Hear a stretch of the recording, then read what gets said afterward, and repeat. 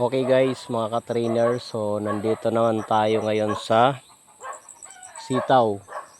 Papansin nyo mga ka-trainer, meron na siyang bunga oh. Meron na siyang bunga ito. Hanggang doon yan oh. So ito ay prenoning na rin namin, pero may mga yung doon, may mga hindi naputol, pero hinayaan ko na. Ayan, kasi nasa ano na rin siya oh. Dumadami na yung mga sanga niya to dito, so nagpo-produce na siya ng bunga yan. So tapos na itong i-pruning hanggang doon, saka doon yung mga ampalaya natin. So yan o, mga ampalaya hanggang doon, hanggang doon pipino. So ayan, so palagi ko tong pinupuntahan tuwing hapon dito, kasi yung mga yung iba hindi na kukuha yung ibang bunga, kasi yung mga first fruit kinuha na namin, kaya ano na siya.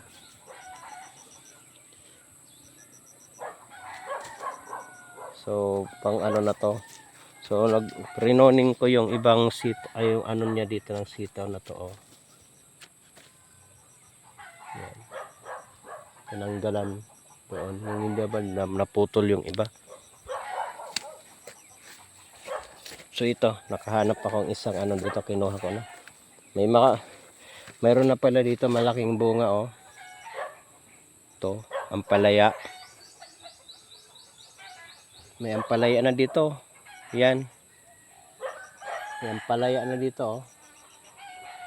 Ampalaya oh, ampalaya.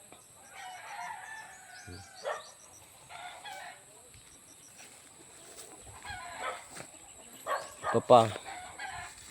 Laki na. Ito, malalaki na. Malalaki na oh.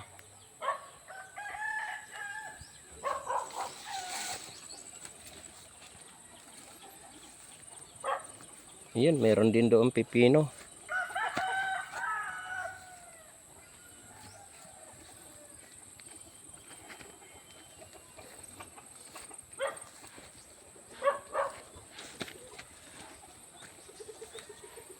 Kailangan lang na check. Yung ibang pipino natin na kulang na ng nutrients. Yan, umakyat pa yan sa taas. Yan.